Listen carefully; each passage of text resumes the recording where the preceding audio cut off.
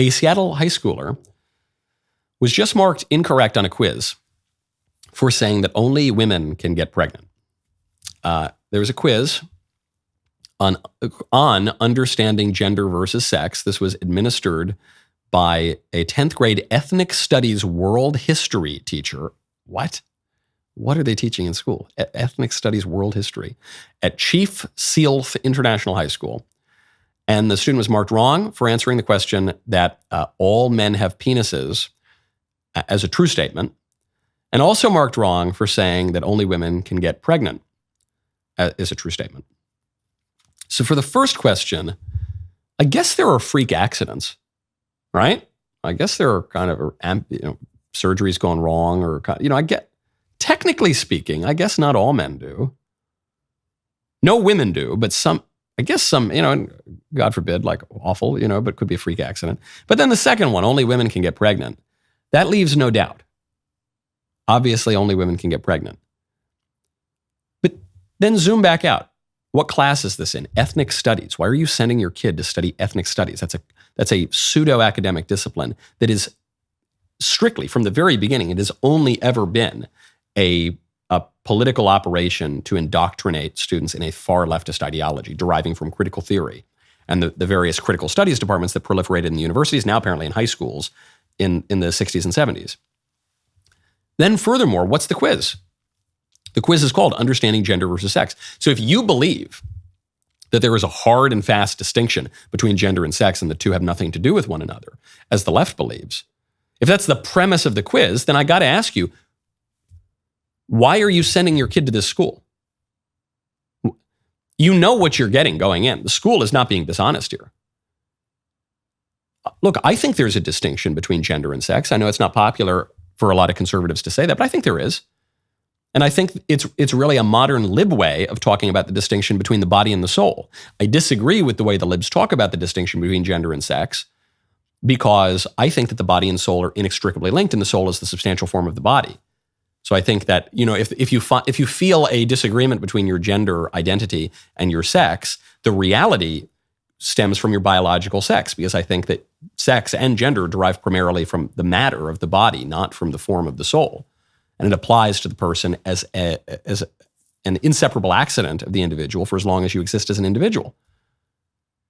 Okay, I bet that's nowhere on that quiz, but that's the way that our civilization has thought about gender and sex for all of history. So if you want to teach your kids that, you can't send them to this school. If you are a parent, why would you subject your child to this? And furthermore, forget about the parents. I don't know the circumstances. Maybe it's the only school in the neighborhood.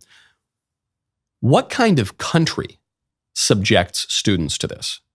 What kind of country intentionally maleducates students, intentionally alienates them from reality, makes them dumber, makes them confused about who they are, and potentially entices them to fall into ideologies that will harm them and may well reduce their life expectancy?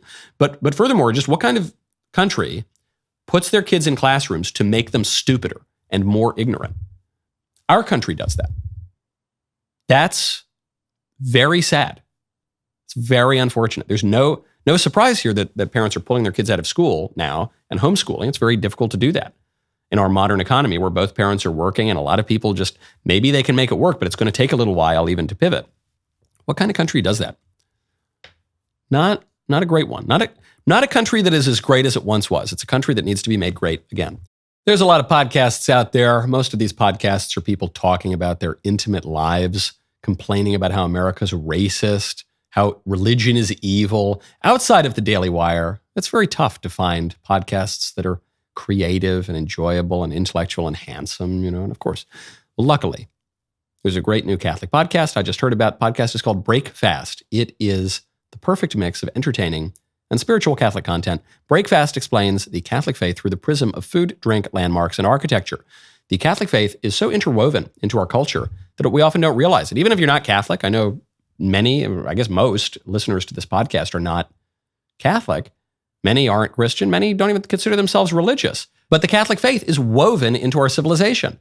The word breakfast, for example, comes from Catholics breaking the fast after morning mass. Did you know sushi tempura has its roots in the Catholic faith? Or how champagne was actually created by a Catholic monk named Dom Perignon? Perhaps you've heard of him. The show's creators saw the need for a podcast that is engaging and accessible to everyone of any faith or none at all. Breakfast is not just a random assortment of Catholic-related facts, it covers hard-hitting topics, and will make you ponder the important questions. Great place to start is the episode about the Statue of Liberty, what it teaches us about the true meaning of freedom. It's a challenging episode. You won't hear it from the mainstream media. Each episode is around 20 minutes long. You can download the Breakfast podcast on Apple, Spotify, or anywhere you listen to podcasts. Right now, go to pakshield.com, promo code Knowles. Whether you are a parent, a frequent traveler, or simply seeking professional safety, you need to check out PackShield. PackShield is a ballistic insert that fits into backpacks, messenger bags, and briefcases. The inserts meet the National Institute of Justice and 3A standards to stop up to a .44 Magnum.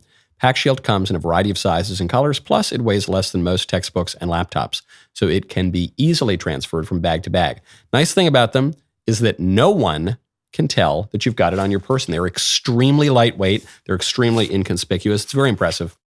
I know that it is easier to keep your head down and not think about potential threats that you would encounter in public life, but you got to think about these things. You need to be prepared. PackShield should never be used for any reason other than personal defense. So pack some protection and some peace of mind with PackShield. Check them out for yourself at pakshield.com, promo code Knowles, KNWLES, for 20% off. That is pakshield.com. Promo code Knowles, KNOWLES, for 20% off today. CBS Poll showing Haley gaining on Trump, not nationally exactly, but at least in New Hampshire. So in Iowa, Trump is far and away the leader. DeSantis comes next. In New Hampshire, Trump is far and away the leader. Haley comes next. DeSantis, I think, is third. But Haley is gaining pretty significantly. And it's not even just in the head-to-head polls. It's on all sorts of issues. So 2024, who would you likely vote for today? In New Hampshire, 44% Trump, 29% Haley, 11% DeSantis, 10% Christie, 5% Vivek. Asa Hutchinson's still in the race. Do you remember that? So it's not really close with anyone other than Trump and Haley. 44 to 29. It's still a huge margin, but it's within sight, at least. Iowa, DeSantis still far ahead of Haley, but still far behind Trump. Now, when you get into the crosstabs here, New Hampshire, who would you describe as prepared? 54% say Trump, 53% say Haley, 44% say DeSantis. Trump and Haley virtually tied. Described as likable. Who's the most likable candidate in the race? Or who are you more likely to describe as likable? 55% say Haley, the majority, clear majority. 37% DeSantis, 36 Ramaswamy, 36 Trump. So DeSantis, Ramaswamy, Trump, all tied. Christie, very unlikable. Haley, far and away the most likable, according to New Hampshire voters. Described as reasonable, 51% say Haley. 37% DeSantis, 36% Trump and DeSantis tied. Haley, far and away the winner on most likely to be described as reasonable. Described as a strong leader, 66% say Trump, 45% DeSantis, 41% Haley. Everyone else way down. So DeSantis still has an edge on Haley, but close to being tied. Trump far and away the winner there. Most likely to beat Biden. 51% say Trump. 32% say Haley. 27% DeSantis. So Haley and DeSantis within striking distance, but Haley still has the edge. Trump has a huge lead. On and on, more crosstabs. That's good news for Haley. That's big news for the Haley campaign. And you know how much I hate to say I told you so, but I did call it. I did call it from the beginning of this race that there were two lanes. There's the Trump lane and there's the not Trump lane. That's it. And probably it doesn't even matter who's in the not Trump lane because of the unique circumstances of the almost unique circumstances of this race. We haven't seen a race like this in over 100 years. A candidate who was president, who is now running for a non-consecutive second term. It's weird, but Trump is going in effectively as the incumbent. So the non-Trump candidate's really got to be non-Trump, which means it's going to be tougher for DeSantis. It's going to be easier for a candidate like Nikki Haley, and she's capitalizing on that. Man, what a great clip that was. Now, hey, hold up, ring that bell, subscribe to the Michael Knowles YouTube channel. We'll see you next time.